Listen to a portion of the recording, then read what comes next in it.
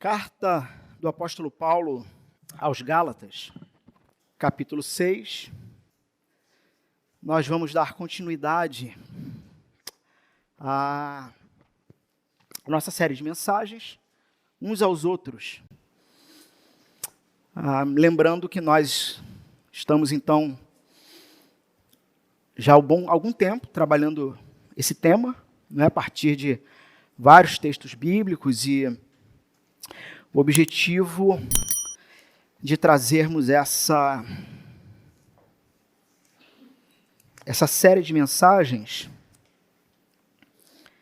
é, de fato, construirmos nessa igreja que está sendo plantada esse senso de comunidade. Tá? É muito natural uma igreja que está sendo plantada. Na verdade, isso é natural, infelizmente, em muitos lugares, tá? Que não deveria ser assim. Mas, infelizmente, é muito natural nós, seres humanos, construirmos as nossas vidas numa certa desconexão, né? Desse uns para com os outros. Quanto mais, então, numa igreja que está sendo plantada, o Senhor reunindo pessoas dos mais variados lugares, dos mais variados costumes. Agora, muito interessante como todos centrados e focados a partir de uma mesma fonte, ou de uma mesma raiz, que é o próprio Cristo, né? Olhe assim em volta e perceba se você, em sã consciência, na sua natureza própria, você realmente estaria num dia de domingo, num lugar como esse, né, cercado de pessoas que talvez muitos não tenham absolutamente nada a ver com você, mas que ainda assim, estar num lugar como esse é bom. É bom. Né? E só uma coisa explica isso, só uma coisa explica essa percepção de prazer em estar na casa do Senhor e estar com os irmãos em Cristo. A única coisa que explica isso é milagre. É o fato de que Jesus Cristo, de fato, a obra de Jesus Cristo teve efeito na sua vida. E disso se trata, não é? A vida cristã. Eu não sei o que você pensa sobre vida cristã. Tem um monte de gente que pensa um monte de bobagem. Mas vida cristã se trata de você se encontrar com seus irmãos uma vez por semana, como um preâmbulo, um flash da eternidade, tendo esse local como um local seguro para você e para os seus filhos, para a sua família. E nesse momento, então, que nós abrimos a palavra, é o momento de nós sermos mais uma vez lapidados. O Senhor está trabalhando em cada um de vocês, está trabalhando em mim, está trabalhando na sua igreja. Já falei isso em outro momento de discipulado com alguém, que Deus ama a sua glória. Deus ama a sua glória. E por causa da honra do nome dEle, da glória dEle, Ele vai trabalhar em cada um de nós até o fim. Porque Ele não vai deixar o nome dEle ser desonrado. E isso é maravilhoso, porque a gente pensa nessa verdade e pensa o seguinte: mas eu sou tão ruim. Eu não sou o que eu sei que eu deveria ser. Mas olhe um pouquinho para trás e reflita um pouco, que talvez hoje você seja menos pior do que você já foi, na medida em que você se encontra com o Deus da palavra e com a palavra de Deus. Mas só é possível você se tornar alguém melhor quando você é exposto à palavra. Gálatas capítulo 6, então, eu vou fazer a leitura do verso 1 ao 5. E aí os irmãos na sequência podem assentar. Diz o seguinte a palavra: irmãos, se alguém for surpreendido em alguma falta, vocês que são espirituais, restaurem essa pessoa com espírito de brandura, e que cada um tenha cuidado para que não seja também tentado. Levem as cargas uns dos outros, e assim estarão cumprindo a lei de Cristo. Porque se alguém julga ser alguma coisa, não sendo nada, engana a si mesmo. Mas que cada um examine o seu próprio modo de agir. E então terá motivo de gloriar-se unicamente em si e não no outro. Passagem difícil, né? Vamos entender o que Paulo está querendo dizer aqui. Porque cada um levará o seu próprio fardo. Parece que ele se contradisse. Podem assentar e vamos entender o que o apóstolo Paulo está querendo dizer com essas palavras.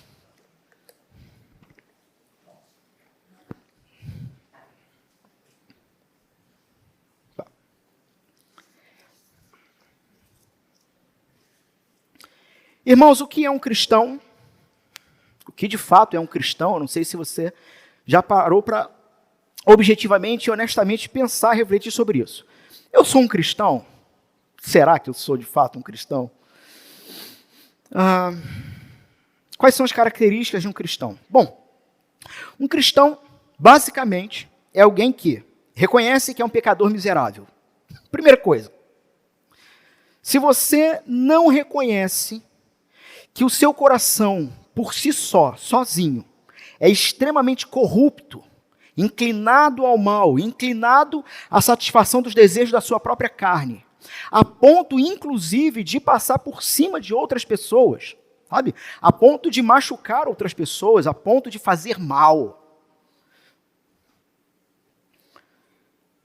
Se você não é aquele ou não é uma pessoa que tem plena consciência de que se não fosse a misericórdia de Deus na sua vida, mesmo antes da sua conversão, se é que você é convertido, mesmo antes da sua conversão, se você não tem uma plena consciência de que se Deus não tivesse impedido você de fazer tudo que você e o seu coração mesquinho e corrupto gostariam de fazer, você seria capaz de tornar Hitler uma freira, perto do que você teria condições de fazer.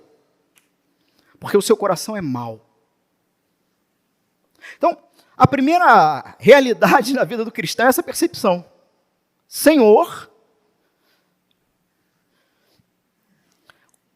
como é possível o Senhor de fato querer se relacionar com alguém assim, tão ruim? Ou seja, é alguém que se reconhece como um pecador miserável. E em contrapartida, na mesma proporção em que, por causa dos meus desejos, por causa do meu afastamento de Deus, consequentemente me afastei daqueles que estão ao meu redor, tento viver para o meu próprio prazer. Ao mesmo tempo que há essa percepção, há uma outra percepção de que Deus é santo. Ou seja, não somente o cristão é aquele que se reconhece pecador, mas reconhece que Deus é santo. 3, ele entende que não tem em si mesmo nenhuma condição de se relacionar eternamente com um Deus que é santo.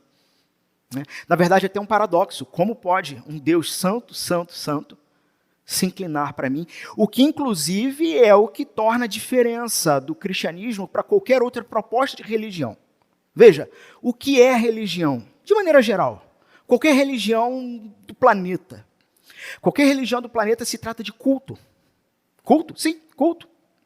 Todas as religiões têm em si algum teor, por mais que seja uma religião até filosófica, mas algum teor de sacrifício. O que é um sacrifício? É um culto. Sendo que a proposta religiosa que existe em qualquer lugar é do homem procurando sacrificar para Deus. Enquanto que a proposta do cristianismo, e é o que torna todo esse paradoxo possível, é a proposta de um Deus que sacrifica para o homem. O cristianismo, então, não se trata do homem procurando Deus, porque o homem não quer encontrar Deus, porque ele está perdido dentro do seu próprio coração e do seu mundinho. mas se trata de Deus rompendo essa bolha, sabe? Invadindo espaço e tempo, encarnando, e no próprio Cristo, aquele que é chamado Cristo, o Emanuel, Deus conosco, Jesus. É aquele que saiu do seu trono de glória para invadir o nosso reino corrupto e começar o anúncio dizendo: eis que o reino de Deus é chegado. E aí ele fala da palavra dele, ou nós, os discípulos, falamos da palavra dele, e você, e eu, homens e mulheres que amávamos nossos próprios corações e desejos, de repente temos uma percepção mudada dentro de nós e dizemos: nossa, como é possível estar vivendo assim? Como é possível não estar vivendo ou querendo viver de acordo com a vontade santa de um Deus que é bom? Nós, por nós mesmos, não temos a menor condição de nos relacionarmos eternamente com Deus Santo. O cristão é aquele que vê com clareza que Jesus Cristo é Deus encarnado, que se fez oferta voluntária, e que a prova da perfeição de Jesus é o fato de que ele ressuscitou.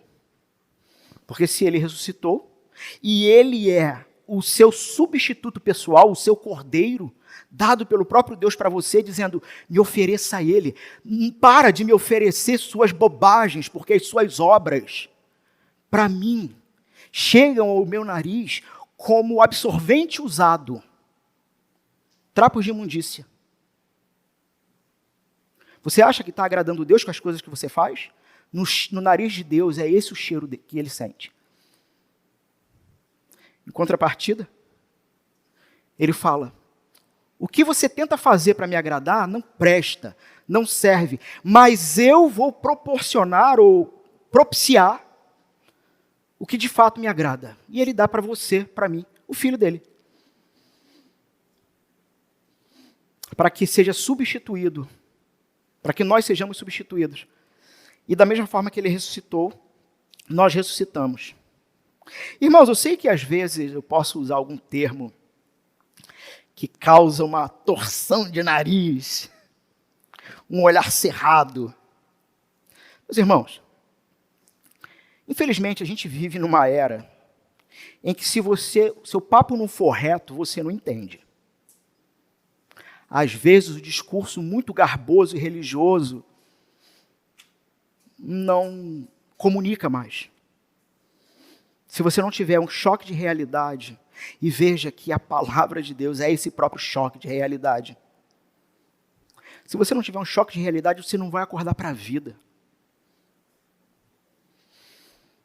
Bom, então, tudo isso sendo uma realidade na vida do indivíduo, esse indivíduo passa agora a desejar a sua vida a partir desses pressupostos bíblicos que nós viemos vendo ao longo do tempo. E, nesse contexto, todos nós, se de fato fomos alcançados pelo Cristo, todos nós vamos precisar de auxílio divino, porque mesmo assim, mesmo uma vez tendo sido feitos cristãos, não temos capacidade de sozinho mudar as nossas vidas. Sozinhos mudarmos nossas vidas. Precisamos de um auxílio divino, de um auxiliador. Esse auxílio é enviado pelo próprio Cristo, para que nós consigamos reconstruir as nossas vidas conforme a vontade santa de Deus. Quem é esse auxílio? O Espírito Santo. O Espírito Santo de Deus. Somos então homens e mulheres habitados pelo Espírito Santo, selados pelo Espírito. E é nesse contexto então que o apóstolo Paulo está desenvolvendo a ideia dele. Ele vai dizer lá no capítulo 5 ainda, no verso 16 e 17, digo, porém, o seguinte. Nós vamos nos lembrar que no texto anterior, na mensagem anterior, de semana retrasada, nós trabalhamos os versos 13 a 15 do capítulo 5. Olha o que diz o 16 e 17. Digo, porém, o seguinte, vivam no Espírito, e vocês jamais satisfarão os desejos da carne. Então o apóstolo Paulo está construindo aqui essa ideia ele deu toda a sua bagagem teológica nos primeiros capítulos de Gálatas, sobre a salvação exclusivamente pela graça, mediante a fé no Senhor Jesus Cristo. E ele começa então a aplicar. E toda a aplicação dele nunca é uma aplicação assim: bom, se agora você de fato é um cristão e você se considera um cristão, você deve fazer isso, isso, isso, isso, isso. Sim, ele vai dar sim as regrinhas de como nós devemos viver. Só que essas regrinhas de como nós devemos viver sempre partem de um pressuposto. Qual é o pressuposto? Você só vai conseguir viver vida digna e santa a partir de uma realidade. Qual é a realidade? Vivam no Espírito e vocês jamais satisfarão os desejos da carne. Porque a carne luta contra o Espírito luta contra a carne, porque são opostos entre si, para que vocês não façam o que querem. Nessa sequência, então, o apóstolo Paulo vai apresentar, no meio do capítulo 5, as obras da carne versus o fruto do Espírito. E no capítulo 25, no verso 25 e 26, irmãos, eu estou embolando às vezes a coisa assim, mas é cansaço. Mas quando eu atiro, eu volto. No capítulo 5, verso 25 e 26, ele completa. Veja. Então, depois de deixar claro do que se trata obras da carne e do que se trata o fruto do Espírito, ele vai dizer: se vivemos no Espírito, andemos também no Espírito. Então percebam que o apóstolo Paulo ele tem um tema em mente, ele tem uma ideia em mente para ensinar para a igreja. Se vivemos no Espírito, andemos também no Espírito. Não nos deixemos possuir de vanglória, provocando uns aos outros, ou tendo inveja uns dos outros. Então o apóstolo Paulo, e no texto de hoje, ele está descrevendo a natureza de uma vida dirigida, controlada pelo Espírito. É disso que ele está falando. A grande pergunta é: como andar, por exemplo, na prática, do que ele vai falar no verso 16 do capítulo 5? Andar no Espírito. Como é, na prática, andar no Espírito? Você já se perguntou isso? Ou, como ele diz no verso 18, como é ser conduzido pelo Espírito e viver pelo Espírito? Verso 25. Quais são os resultados de uma vida cheia do Espírito? Você achou que presbiteriano não falava do Espírito Santo, né? Não, irmãos. Falamos e falamos muito, e cremos. O pessoal atribui a João Calvino a doutrina bíblica da eleição e predestinação, mas, no entanto, nos escritos de Calvino ele fala muito mais sobre o Espírito Santo do que a doutrina da eleição. Se você não sabia, fique sabendo. Algumas pessoas vão responder de maneira diferente a essas perguntas, né? Por exemplo, pessoas que querem ter vidas mais devocionais vão dizer que a maneira de andar no Espírito, ser conduzido no Espírito, viver no Espírito, está nos momentos de silêncio, sabe? Nos momentos apenas das devocionais. As pessoas mais místicas, elas vão dizer que andar no Espírito, viver no Espírito, tem que te levar a experiências carismáticas, né? Aos milagres, aos sinais. E os que buscam exatamente os milagres vão alegar que os sinais e maravilhas são resultado ou estão dentro desse andar no Espírito. Irmãos, o ponto é que o Espírito Santo ele vai trabalhar sim, de várias maneiras para glorificar Cristo, mas me permitam apresentar aqui outra ideia, que algumas vezes, ou muitas vezes, é negligenciado, é ignorado, em uma discussão sobre como é viver pelo Espírito. E a grande ideia, meus irmãos, é que o capítulo 6 vem depois do 5.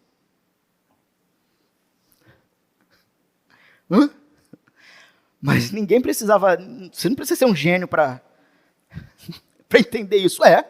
O capítulo 6 vem depois do 5. Então, se você entender o 5, o 6 vai ser óbvio.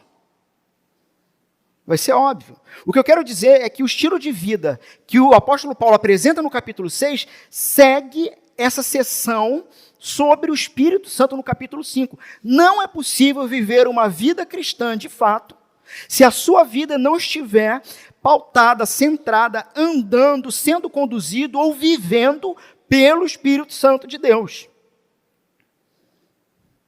Então a pergunta é sobre o que é o capítulo 6. O capítulo 6 que nós estamos expondo, pelo menos até o verso 5 de hoje, é sobre como a vida no Espírito deve levar os cristãos a viver sua fé na comunidade bíblica. Opa! Quer dizer então que cristão de fato é gente que ama o que o Senhor ama. E o que o Senhor ama? O Senhor ama o seu povo. O Senhor ama a sua igreja.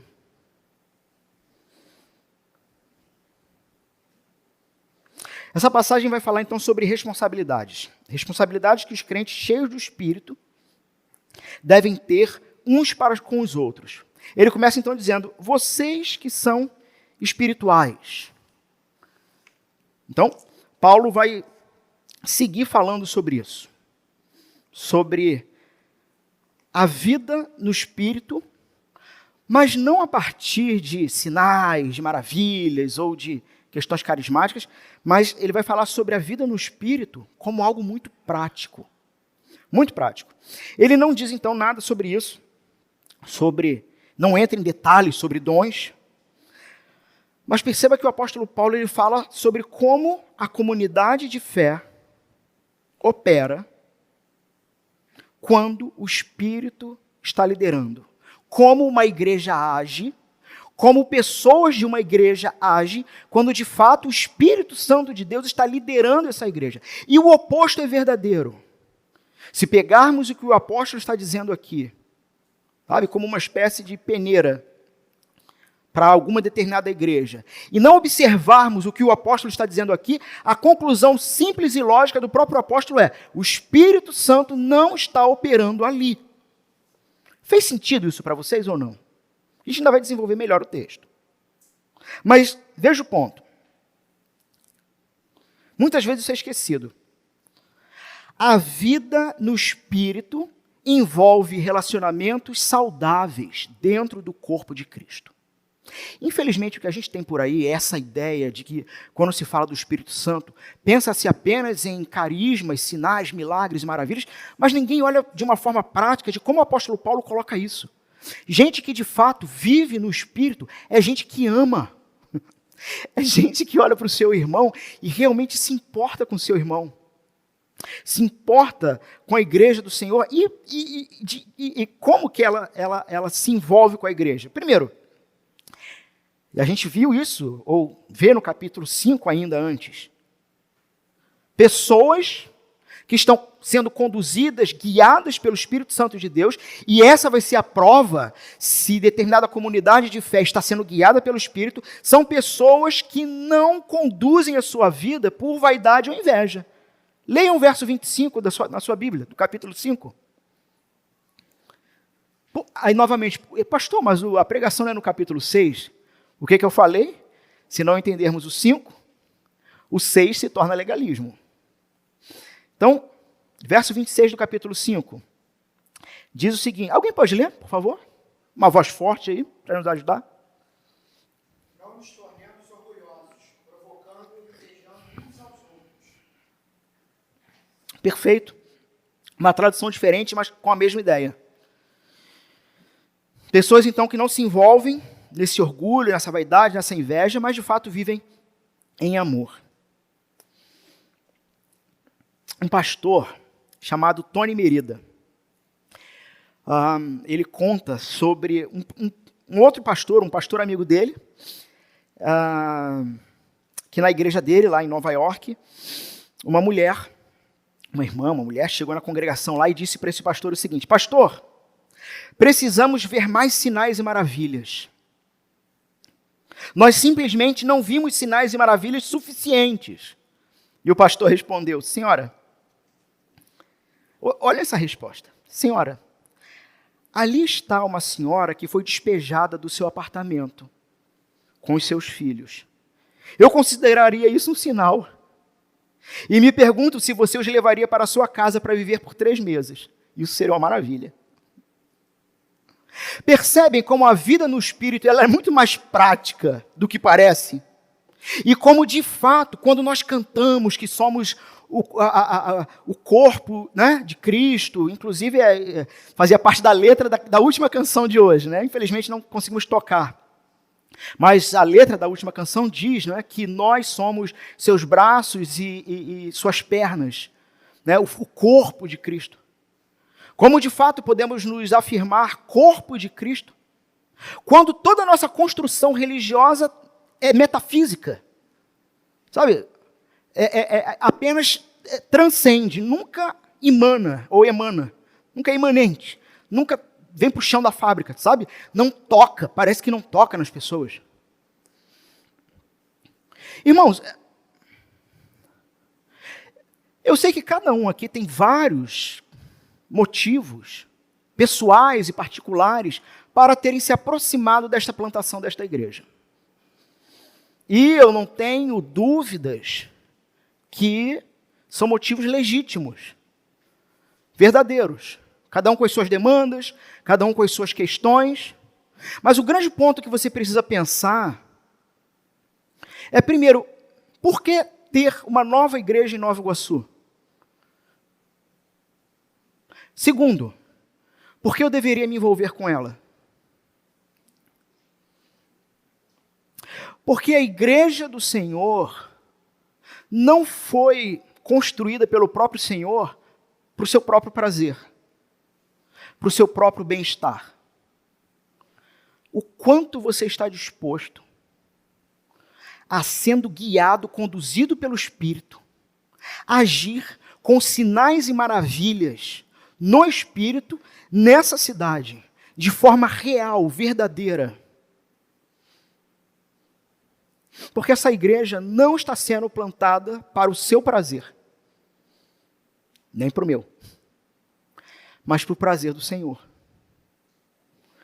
E em vários momentos, o prazer do Senhor nos colocará em situações difíceis, que nos exigirá decisões de comprometimento. Talvez você possa ser como essa mulher da história. Talvez você tenha um desejo ardente de ver milagres, e não tem nada de errado nisso, em querer ver Deus fazer coisas extraordinárias. Muito pelo contrário, me parece, e foi isso que eu falei, inclusive na abertura do culto, me parece que talvez muitos de nós perdemos uma determinada expectativa. Conversava isso com o Sérgio e Mariana essa semana. Como que parece que os cristãos pós-modernos, hipermodernos, chama do que você quiser, os cristãos do século XXI, parece, e eu não sei se é o seu caso, mas talvez você deva refletir sobre isso, que nós perdemos uma santa expectativa de, aos domingos, no dia do Senhor, termos esse dia como a coroa da vida, como a grande expectativa da semana, como um momento em que eu vou chegar naquele local e o Senhor se fará presente, porque 2 ou 3 ou mais já estão reunidos em nome dEle, e Ele estando presente, este é o dia da mudança da sua vida. Muito pelo contrário, parece que a expectativa que nós temos é de que cheguemos no culto e o pastor fale coisas bacanas. Ou que os músicos não errem, né? Pelo menos quando a gente é músico. Tomara que a gente não erre. Mas parece que a gente perdeu realmente a expectativa de que um culto como este pode ser o momento da virada da sua vida.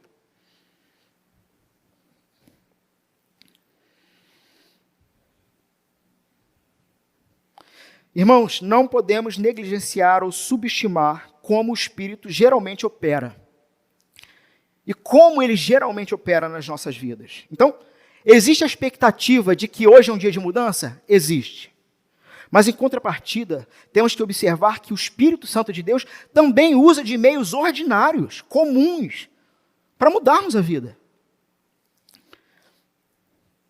Por meio de atos práticos de amor, pelos outros, especialmente atos realizados dentro da família da fé.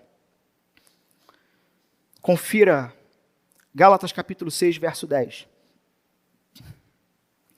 Atos que se realizam dentro da família da fé. Irmãos, a igreja então é isso, é o reino de Deus que é chegado, a igreja é o corpo de Cristo, a igreja é o povo de Deus, a igreja é o produto final do amor de Deus. A igreja é o ajuntamento de homens e mulheres que foram feitos novos. Eu não sei o que você pensa que é a igreja. Você sabe. Mas eu espero que realmente, frequentando igreja e ouvindo exposição bíblica, você comece a entender isso. Que igreja é o ajuntamento de homens e mulheres que foram feitos novos. Novas pessoas. O qual o próprio Deus decidiu usar, sabe? Esse ajuntamento para manifestar seu poder na criação. Anunciando nova criação, anunciando reconexão com o Criador. Irmãos, me causa estranhamento. Realmente me causa estranhamento. E isso é mais comum, né, do que pensamos. Cristãos falando sobre a obra do Espírito nas suas próprias vidas, sobre a obra do Espírito Santo, mas que nem mesmo pertence a uma igreja local. Se toda a palavra de Deus, que a palavra de Deus diz que a ação do Espírito de mudança, de bem, de paz, se encontra na reunião dos seus santos. Se uma pessoa simplesmente, e como, eu não sei vocês, eu conheço, gente, pessoas assim, elas parecem que elas vivem de evento em evento, sabe? Gente que passa a vida correndo atrás de evento. Não pode ter um evento, seja musical, seja o que for. Ou apenas pessoas que assistem sermão em casa. Aliás, isso que aconteceu, né, da pandemia, que coisa, né? Como é que revelou crente que não é crente, né? Não estou falando daqueles que realmente não podem sair de suas casas e precisam da tecnologia online. Mas como que revelou? Pessoas que realmente não se importam com o corpo do Senhor Jesus.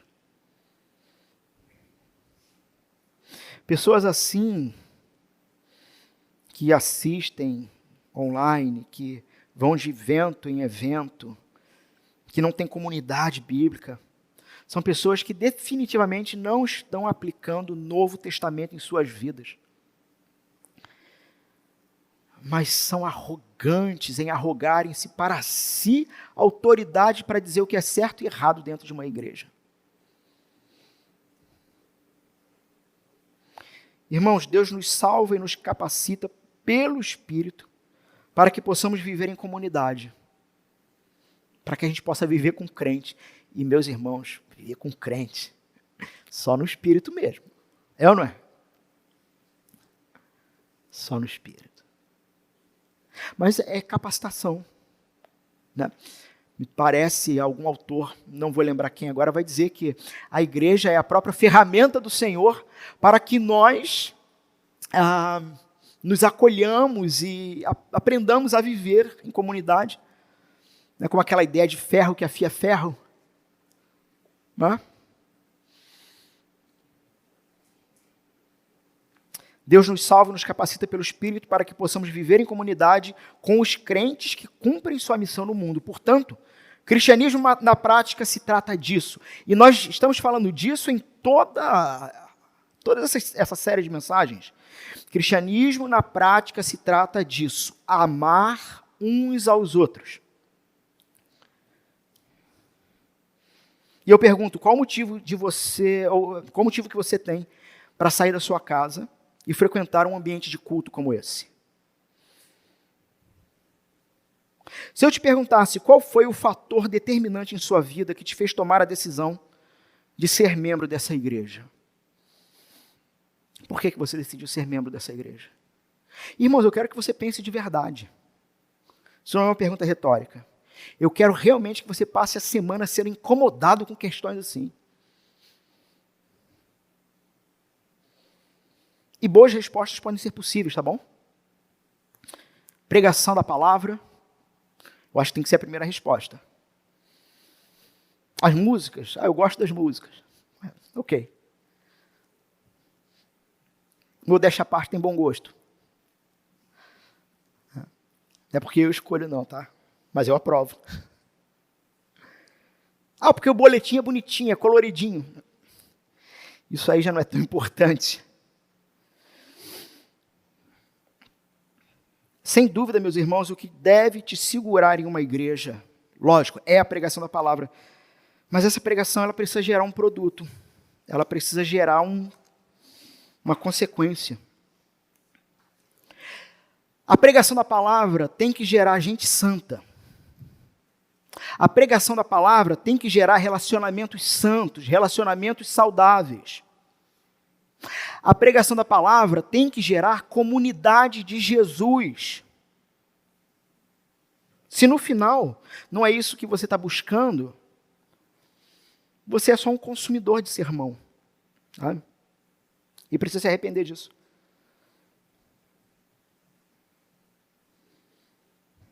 Quando você perceber que a maior bênção da sua vida são os irmãos que Jesus está te dando, aí eu vou ter certeza de que eu estou cumprindo meu chamado pastoral.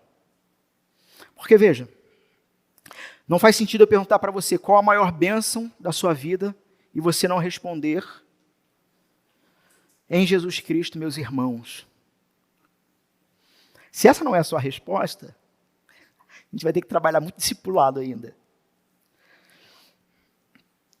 Você quer um sinal da poderosa obra de Deus? Me diga qual o nível de relacionamento com a sua igreja local. E eu vou te dizer o quanto Deus está trabalhando na sua vida. Bom, nós temos então o contexto do que o apóstolo Paulo está dizendo aqui. O contexto é familiar. O apóstolo Paulo está falando então sobre essa família, essa comunidade de fé que tem como objetivo, olhando uns para os outros, no início do texto, trabalhar algo que a gente pode chamar de restauração de um membro, resgate daquele que caiu. E é muito interessante, ao olharmos para o texto, constatar essa primeira realidade, de qual realidade eu estou falando? De que sim, dentro de uma comunidade cristã, cristãos, de fato, podem cair e cair em pecado feio. Pecado crasso. Sim, isso pode acontecer. Não é disso que o apóstolo Paulo está falando? No entanto, ele está falando num contexto em que nós somos família. Observe a linguagem que o apóstolo Paulo está usando. Ele começa dizendo, irmãos. Irmãos. Se alguém for surpreendido em alguma falta. Estamos, então, num contexto familiar, onde você precisa de uma família para cuidar de você espiritualmente. A igreja é uma família de irmãos e irmãs que chamam Deus de Pai. E uma das coisas que Deus faz através do Evangelho é formar o seu povo. E o apóstolo está dizendo o seguinte, que dentro dessa família vai haver momentos em que vai haver a necessidade de um olhar amoroso para com seu irmão que caiu, que se perdeu, que pecou. Paulo diz que, então, às vezes, membros desta família, a família da fé, podem ser apanhados em transgressão. Irmão, imagine essa situação.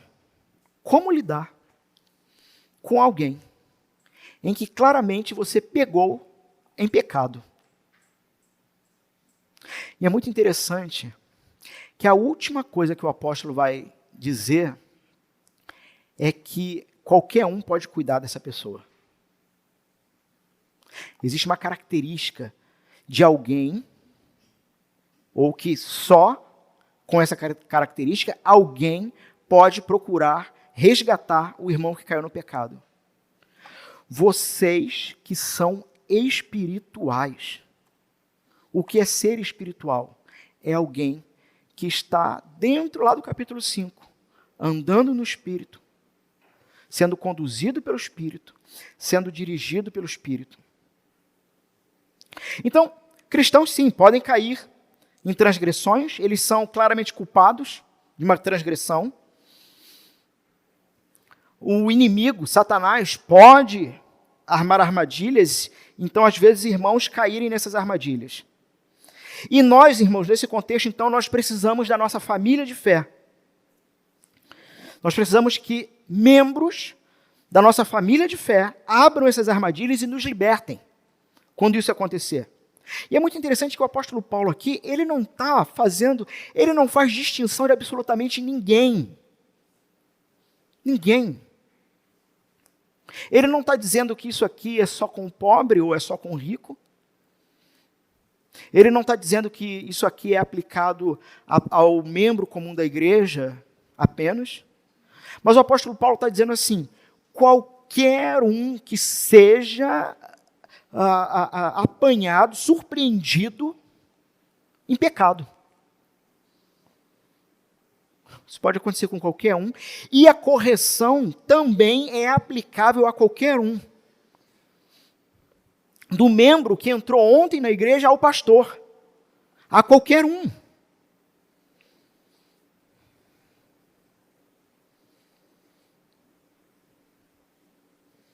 Talvez uma pergunta para nos fazermos é: o quanto você está preocupado com irmãos da sua igreja que, porventura, possam estar desgarrados? Você consegue notar quem está faltando há um mês na tua igreja? Sabe? Você já fez uma ligação para esse irmão, para essa irmã? Irmãos, eu me lembro...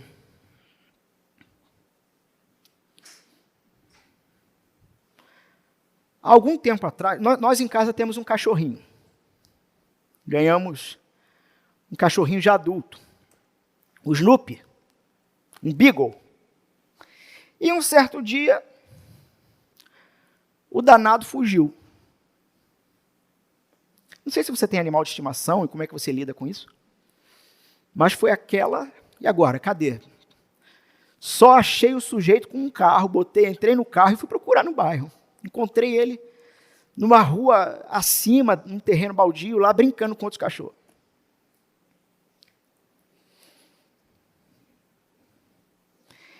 E eu não sei se isso já aconteceu com você, mas a sensação é de que o mundo acabou. Assim, caramba! Você está mais preocupado com seu animal de estimação quando se perde do que com os membros da igreja que se perdem? Muitas vezes nós podemos lamentar, comentar, mas não movemos uma palha de verdade para ajudar, sabe? Meter a mão na massa, se sujar para ajudar. Temos que lembrar, meus irmãos, que a igreja ela não é apenas uma organização de caridade. Ela não é isso, como Cruz Vermelha ou como um Rotary Club. A igreja ela é mais do que isso. Nós somos irmãos e irmãs adotados na família de Deus, unidos pelo Espírito Santo. E devemos buscar o bem-estar espiritual uns dos outros. Como é a natureza dessa restauração, dessa recuperação do caído? O que a gente tem que fazer então quando a gente pega alguém, quando a gente surpreende alguém numa falta? Paulo diz, restaure essa pessoa. Não a esmague mais. Não a destrua. Não use o pecado dela para se comparar, se achando melhor do que ela. A ordem é muito clara. Restaure essa pessoa. John Stott, um pastor anglicano, já se encontra no Senhor, ele vai observar que essa palavra restaurar aqui, ela significa reparar, colocar em ordem. E sabe o que é interessante nesse termo? Que é a mesma palavra usada para definir um osso fraturado. Então você tem lá o corpo, e você tem o próprio apóstolo Paulo comparando a igreja do Senhor com o corpo de Cristo. E o apóstolo está dizendo, em algum momento, irmãos amados podem cair em pecado. E esse cair em pecado, para você, não pode ser nem motivo de alegria, regozijo, mas é motivo de choro, em primeiro lugar. Porque do que se trata um homem e uma mulher cristão que caiu em pecado, nas palavras do apóstolo Paulo, se trata de um osso fraturado. Está doendo. O corpo vai mancar. É um dos nossos. Temos então que colocar esse irmão quebrado de volta. E é interessante que essa mesma palavrinha ela também é utilizada para remendar redes de pesca. A gente vê essa palavra lá em Marcos, capítulo 1, verso 19. O objetivo, então, meus irmãos, é juntar os quebrados e costurá-los, prepará-los para novamente o serviço. A gente olha para Jesus dando os passos para a disciplina da igreja, lá em Mateus capítulo 18.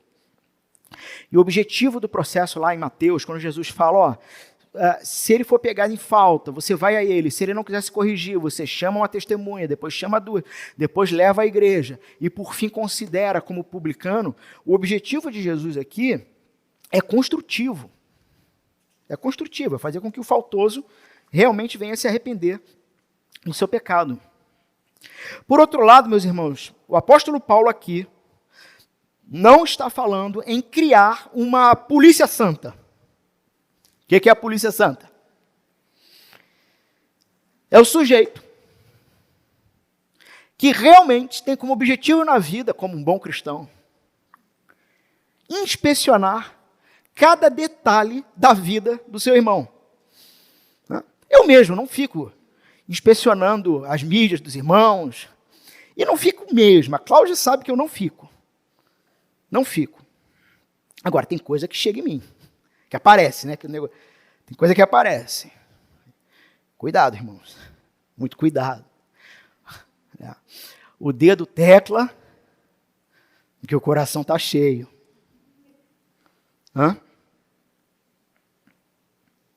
O que está em jogo aqui, meus irmãos, são pecados, então, claramente. Então, não é algo que você vai ficar procurando e vasculhando, não é isso. Mas o que está em jogo são pecados que, de fato, estão destruindo o seu irmão. Questões que talvez tenham se tornado públicas e que estão trazendo prejuízo tanto para a igreja de Jesus, quanto particularmente para o seu irmão. Por exemplo, se um irmão ou irmã é viciado em alguma coisa, você deve procurar ajuda a essa pessoa. Se alguém está trabalhando demais e negligenciando a família, é mais comum do que a gente pensa. Gente que está trabalhando muito e está negligenciando a família. Como é que a gente faz? A gente tem que acompanhá-lo, ajudá-lo. Se um homem está envolvido em um relacionamento que é obscuro, confronte-o de maneira gentil, amorosa. O objetivo é resgatá-lo, é trazer de volta. Uma irmã que perdeu o culto público por 1 mês, ela deve receber pelo menos um telefonema nosso, né, irmãos? A questão é você estar atento a isso. Seja então uma pessoa que se preocupa com seus irmãos e irmãs. A gente sabe que somente Jesus pode perdoar, Jesus somente pode de fato restaurar. Jesus é aquele que recompõe nosso velho calhambeque quebrado da vida. Mas o nosso trabalho é apontar o caído de volta para Jesus. E não podemos fazer isso ignorando o pecado ou permanecendo em silêncio. A gente lembra, por exemplo, quando a mulher adúltera foi trazida, né, a Jesus, o povo quis apedrejar, mas Jesus não estava interessado em destruir essa mulher. Ele estava interessado em restaurar. Como é possível nós criarmos religiões e regras tão mesquinhas a ponto de realmente babarmos de alegria quando vemos irmãos caídos. Que absurdo isso! Como que é possível isso? É porque o evangelho não está ali. Preocupe-se com seu irmão e irmã quebrados. E como Jesus, leve-os à restauração, à medida em que eles vão e não pecam mais. Nós vemos aqui, ainda, no verso 1, a natureza desse, ou como deve ser a natureza, desse que se propõe a olhar para o irmão e ajudar. Paulo, ele não dá nenhum passo, ele não dá nenhuma, uma regra, uma dica, não. Mas ele vai falar sobre o cristão, o restaurador, aquele ou a característica, ou as características daquele que vai se inclinar para o seu irmão. Primeiro, esse restaurador, esse irmão, ele tem que ser espiritual. A ideia é que você não deve estar em uma missão de resgate se você não estiver vivendo pelo Espírito. Isso é muito sério. Homens e mulheres cristãos que realmente se propõem a tirar cisco do olho do outro e não ver a trave que está no seu. Essa é a ideia que o apóstolo Paulo está tratando aqui.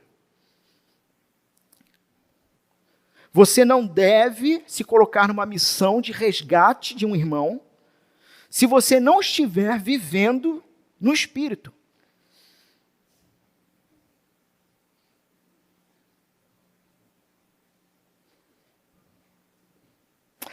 Isso porque somente pessoas que estão vivendo no Espírito são pessoas que têm plena consciência de quem elas são. Irmãos, a última coisa, pense comigo, a última coisa que você quer na sua vida, num momento de angústia, em que porventura você tenha caído em pecado, é um fariseu perturbando no seu ouvido.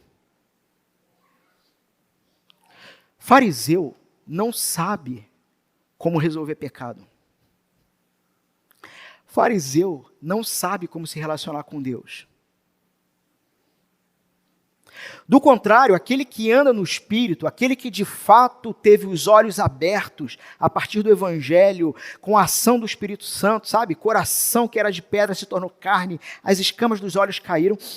Esse é aquele que de fato olhou para o espelho da lei e diante da própria morte foi substituído. E agora ele tem um olhar gracioso e misericordioso para aquele que cai, para aquele que peca.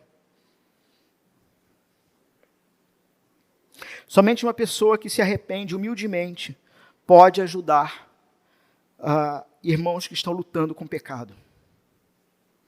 Somente pessoas que conhecem o seu próprio pecado e que conhecem o perdão do seu pecado em Cristo, que experimentaram isso, estão autorizadas pelo apóstolo Paulo a procurar corrigir o irmão que está em falta. Então, sonde sua vida por um momento. Todos nós gostamos de olhar ao redor e procurar erros e faltas. Mas o quanto você está caminhando no Espírito Santo e pela autoridade então do Espírito recebe, e olha que coisa interessante, né? Parece um paradoxo, autoridade e doçura, sim, quanto você caminhando pelo Espírito e recebendo a autoridade do Espírito, no Espírito, tem doçura para procurar corrigir o faltoso. Em contrapartida, se procuramos corrigir os faltosos, sem estarmos andando no Espírito, cometemos pecado. Estamos errados, segundo o apóstolo Paulo e a palavra de Deus. Em segundo lugar, o restaurador, o cristão que vai buscar a restauração do outro, deve ser gentil. E aqui uma citação de Martinho Lutero, lembrando que Martinho Lutero não era alguém conhecido pela sua delicadeza. Martinho Lutero não era alguém conhecido pela sua gentileza, mas veja o que ele diz a um pastor que iria buscar um irmão caído né, ia tentar colocá-lo de volta no caminho. Martinho Lutero disse para esse pastor: corra para ele, estenda a sua mão, levante-o novamente, conforte-o com palavras doces e abrace-o com braços maternos. A mansidão é um fruto do Espírito, o que implica que tal virtude se desenvolve na medida em que nos relacionamos com Jesus. Terceiro, esse restaurador deve ser cuidadoso. Paulo diz: guardai-vos vós mesmos, para que também não sejais tentados. Interessante que o apóstolo Paulo também vai dizer para Timóteo, lá em 1 Timóteo capítulo 4, verso 16, que preste muita atenção na sua vida e no seu ensino. Ou seja, irmãos, devemos sempre estar conscientes de que nós mesmos não estamos imunes à queda.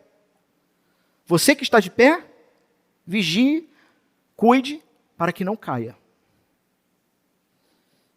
Devemos, então, perseverar em guardar as nossas vidas. E a que tentação Paulo está se referindo aqui no verso 1 do capítulo 6? Um dos pecados que nós devemos estar cientes nesse processo de ajudar o irmão caído é o orgulho espiritual. Lembrando que o apóstolo Paulo, em todos os capítulos anteriores de Gálatas, ele vem falando sobre isso. Sobre os judaizantes, sobre homens orgulhosos que achavam que o evangelho não era suficiente e que, portanto, eles tinham arrogância e orgulho no coração. E Paulo está dizendo: você vai cuidar do seu irmão caído? Cuidado. Talvez, em primeiro lugar, com o próprio orgulho, sabe? Cuidado para que você não se exalte acima do seu irmão caído. Mas, meus irmãos, me parece também que Paulo aqui está se referindo a um pecado mais particular. Talvez que tenha atingido seu irmão, sua irmã, sabe? Tenha cuidado ao entrar no mundo de uma pessoa, antes de resgatá-la. Sabe aquele seu amigo que vive na loucura da vida? E você diz: vou resgatar. Né? Você abre assim, né? Tem o S. Você abre a camisa.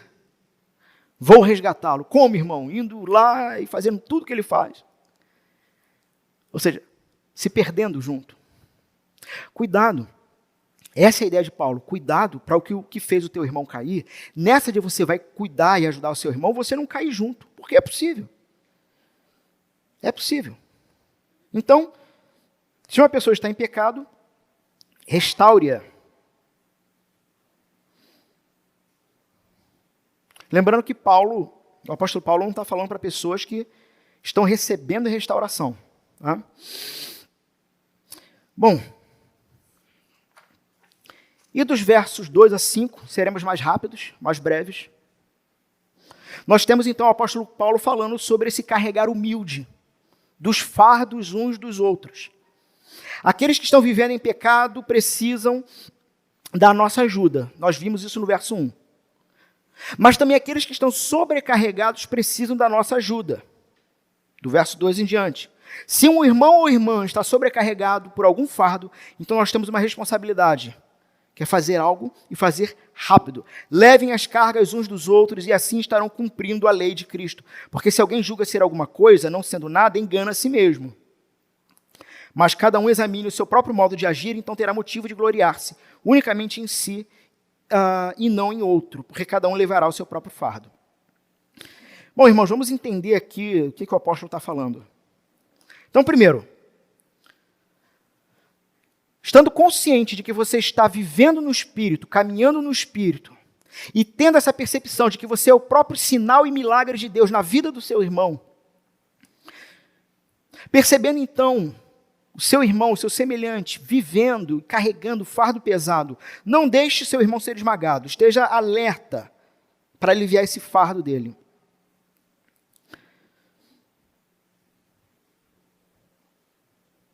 Seis observações aqui, meus irmãos, para a gente caminhar para fechar.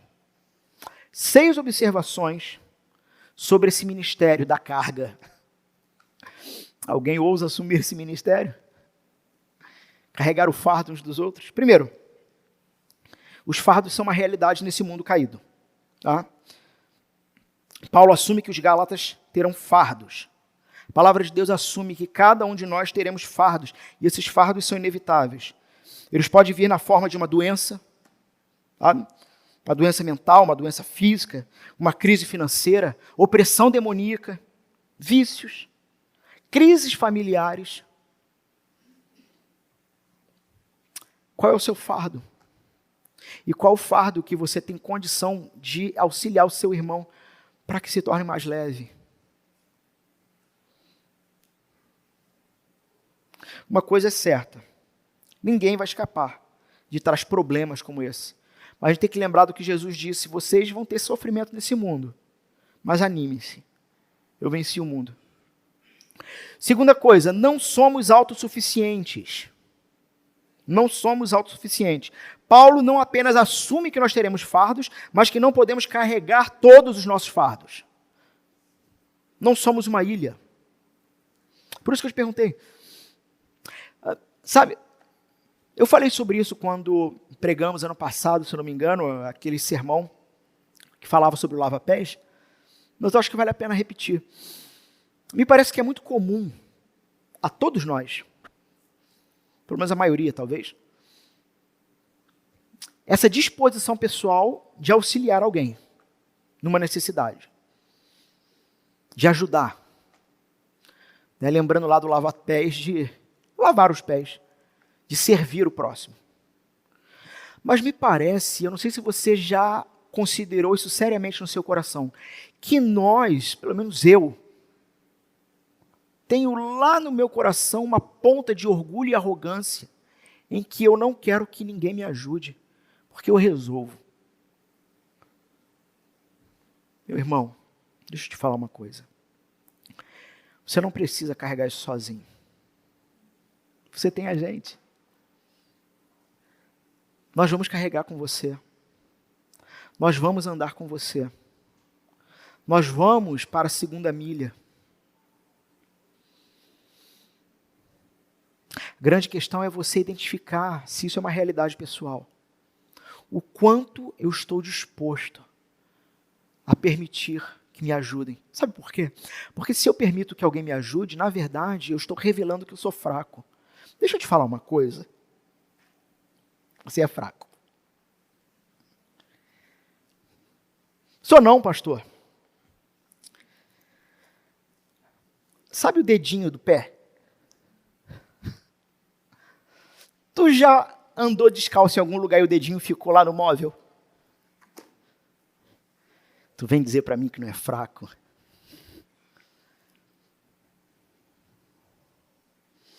O quanto você engole o choro, o quanto você gostaria de expor, mas você não quer que as pessoas pensem que você não é capaz.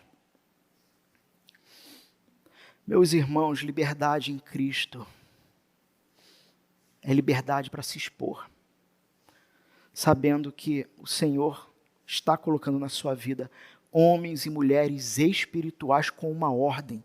Levem os fardos uns dos outros, porque nós não somos autossuficientes, muito pelo contrário, para isso o Senhor nos deu uns aos outros. Terceiro, carregar fardos é um mandamento para todos os crentes. Não é só para o pastor, não é só para o presbítero, para o diácono, é para todo mundo. Quarto, carregar fardos é como cumprimos a lei de Cristo. É o que ele diz no finalzinho do verso 2. Carregar fardos é como de fato cumprimos o amar uns aos outros como eu vos amei. Como? De forma abnegada. Sem diminuir, sem julgamentos, mas de fato chorando com o necessitado e sorrindo quando a glória de Deus se manifestar na vida dele e ele for restaurado. Que coisa melhor do que isso?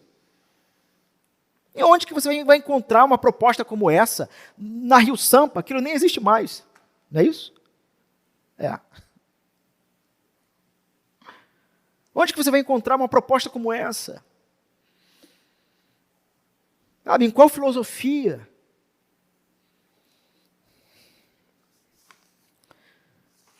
5. O orgulho impede a carga.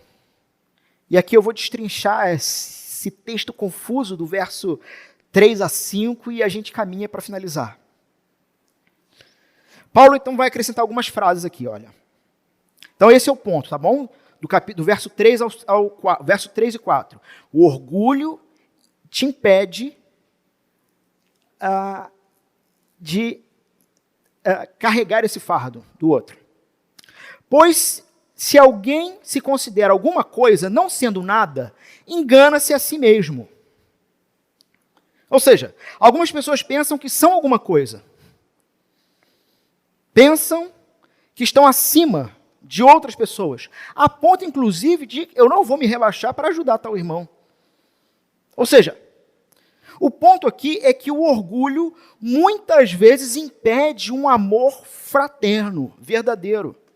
Ou, em outras palavras, quem se acha muito não ajuda em nada.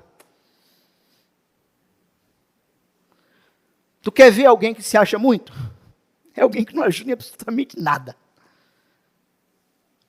Porque ele não vai se rebaixar. Porque as capacidades dele estão acima. E como eu disse, parece então que o verso 4 é uma contradição, né, com o verso 3. Diz o seguinte: mas cada um examine o seu próprio modo de agir, então terá motivo de gloriar-se unicamente em si, e não no outro. O que Paulo está querendo dizer aqui? Irmãos, cada um então examine a sua própria obra. Esse texto está promovendo orgulho? O que vocês irmãos acham? Claro que não. Basicamente, Paulo diz para não se comparar com o próximo. Em vez disso, examine sua própria vida. Ou seja, avalie a sua própria vida a partir de Deus. Sabe aquele negócio? Não, eu não sou tão ruim quanto meu vizinho. Minha bobagem não foi tão grave quanto do ciclano. O grande ponto é que tu está nivelando com a pessoa errada. Nivela com Jesus. Se você quer se comparar com alguém, para saber se tu está certo ou errado na tua vida, tu tem que se comparar com quem a palavra de Deus determinou que nos comparássemos. Com o Senhor Jesus. Ou seja, não se nivele por baixo, não. Porque quando você olhar para Jesus, você vai perceber o quão necessitado você continua sendo da graça. Não se ensoberbeça, essa é a ideia aqui. Porque alguém é inferior a você, seja pelo pecado, seja pelo fardo. Paulo diz para parar de alimentar seu orgulho se comparando com os outros. Meça sua vida pelas leis de Cristo. Então você cultivará uma atitude humilde. É disso que se trata o verso 3 e 4. Tendo então uma atitude humilde, você precisa ser levado ao exercício cristão, à vida para com o próximo. E sexto e último, Paulo ele vai fazer uma distinção entre fardos pesados e cargas leves. É o verso 5. Porque cada um levará o seu próprio fardo. Bom, isso é uma contradição, pastor, com o verso 2. Porque no verso 2, Paulo diz, levem as cargas uns dos outros. E agora ele está dizendo, porque cada um vai ter que levar a sua própria carga. Como é que é isso aí? Irmãos, o problema aqui, não um problema herético, nada disso, mas talvez a dificuldade de entendimento está na tradução. Por quê? Porque o texto no grego, ele ajuda um pouco mais, porque existem duas palavras diferentes para fardo. E essas duas palavras são usadas aqui nesse verso, nesses dois versos, tá? No verso 2, a palavra que está sendo usada, ela significa um peso, uma carga pesada, tá? Mas no verso 5 é uma outra palavra que se refere a uma batalha humana. Então, o significado é o seguinte: algumas coisas na vida são tão pesadas que nós não podemos suportar sozinhos. vamos precisar de ajuda. Agora, outros assuntos da vida, você pode carregar. E você deve carregar. Algumas coisas na vida são muito pesadas. Você tem que pedir ajuda. Mas outras, não. Então, vamos lá. Vamos considerar aqui as seguintes situações e decida aí quais pessoas têm fardos e quais têm cargas. Tá? Um rapaz que constantemente se levanta tarde para o trabalho, para a escola, porque fica acordado jogando videogame. A noite toda. E ele pede para você acordar ele todo dia, toda manhã, para que ele não perca o emprego ou não seja reprovado na escola. O que tu acha? Isso é um fardo ou uma carga? Ele tem que carregar isso sozinho ou realmente você tem que ficar cuidando do bebezão? Vira homem. Vira homem. Você vai ter que lidar com isso. Tem coisas na vida, e é isso que o apóstolo está falando. Tem coisas na vida, meu irmão, que tu vai ter que lidar. Vai ter que lidar com isso. E como um homem, tomando decisões e trabalhando nessas decisões. Sujeito que gasta todo o seu dinheiro em cerveja, cigarro, bilhete de loteria e se recusa a procurar um emprego e pede dinheiro a você. Tu tem que dar? Não. Não. Ele vai ter que lidar com isso. Um empresário trabalha 12 horas por dia, sabe? Sei lá. Inclusive aos sábados. Inclusive aos domingos. Inclusive aos domingos. E pede para você levar o filho dele nos treinos de futebol. Não. Isso é responsabilidade sua. E tão somente sua. Em contrapartida, um casal tem 3 filhos e um dia, um acidente, um dos pais morre e as crianças passam a ter necessidades. Isso é um fardo. Isso é um fardo. O marido abandona a sua esposa por outra mulher, deixando-a com 4 filhos. E ela precisa agora de ajuda para cumprir suas responsabilidades.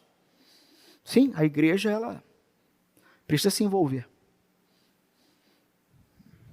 Ouvimos sobre um projeto, inclusive, muito interessante. Quem sabe um dia trabalhamos esse projeto aqui, numa outra igreja irmã nossa, onde quando as irmãs têm filhos,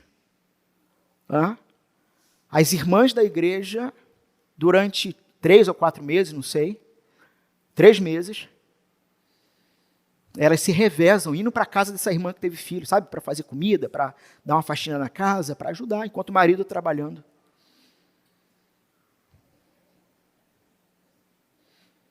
Um membro mais velho e fiel da igreja fica doente e está passando por um momento difícil. Ele precisa de ajuda com refeição, transporte, despesas. E parece que as 3 primeiras estão na categoria de cargas e as 3 últimas na categoria de fardos. Você precisa carregar sua própria carga quando se trata de responsabilidades como ir para a cama e acordar, trabalhar no emprego, gastar dinheiro, sabedoria em criar seus filhos. Mas você precisa de ajuda para suportar o peso da dor, do abandono, dos pais solteiros, do envelhecimento. Ou seja, existem necessidades que são legítimas e existem necessidades que são ilegítimas.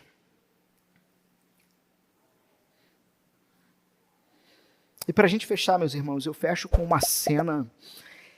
Eu já vi o Senhor dos Anéis, o Retorno do Rei. Ai, pastor, isso é diabólico. Não é não, irmão. Não é não. Fica tranquilo. Eu me lembro, se você não viu ainda, veja, até porque eu vou te dar o spoiler agora e tu tá perdido.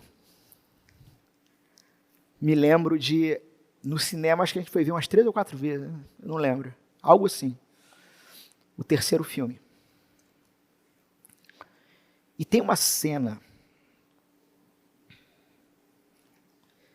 que eu não tenho como ver este filme sem me emocionar nessa cena. Dentre tantas, mas essa cena.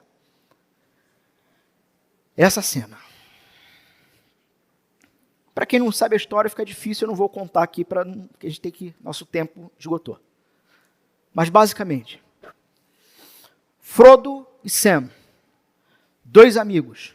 Frodo recebe o fardo de ter que carregar um símbolo, um anel, que simbolizava todo o mal da Terra-média, e ele precisava subir até uma determinada montanha, que havia um vulcão, e atirar esse anel lá embaixo, para que os seus amigos que estavam na batalha lá embaixo pudessem vencer.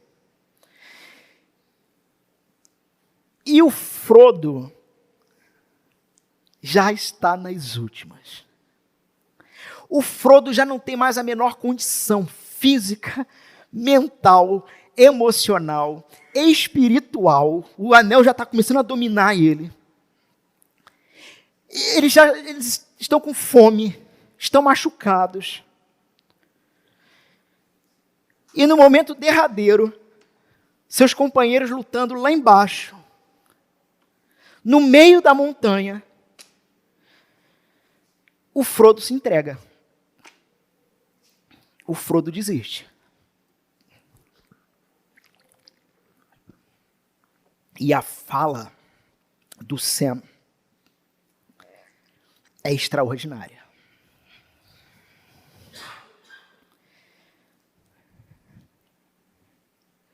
Frodo está cansado e desgastado.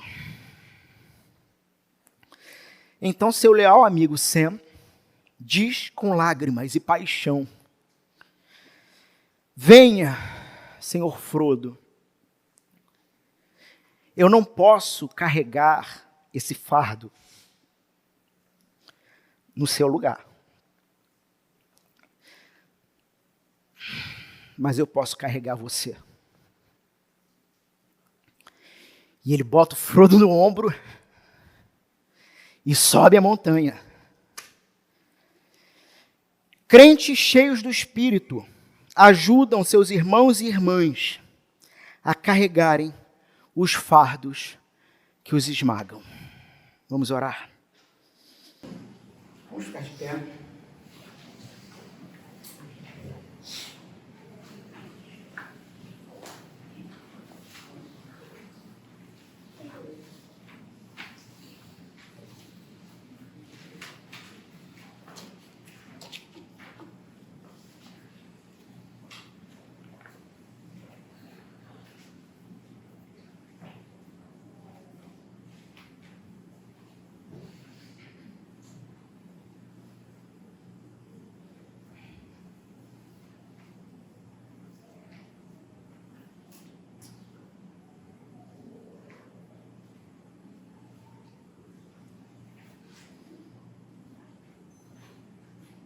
Pai Santo,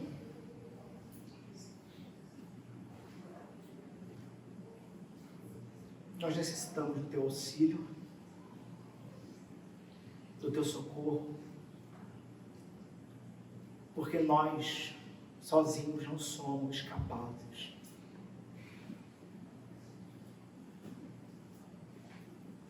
Que o Teu Santo Espírito toque cada um de nós. Senhor, que estejamos capacitados no Teu Espírito a auxiliar os nossos irmãos. E que aqueles que se encontram cansados, prontos a desistir, vejam na Tua Igreja Santa a realidade de que não temos como carregar o seu fardo pessoal, mas podemos botá-lo nos ombros e vamos juntos até onde for necessário. Senhor, nos dá esse coração humilde que aceita ajuda, e nos dá esse coração humilde que ajuda, sem pedir nada em troca, sem se ensoberbecer, mas sendo conduzido pelo Teu Espírito, caminhamos e trabalhamos para o bem da tua igreja, para o bem de irmãos e irmãs. Oramos assim em nome do Senhor Jesus. Amém.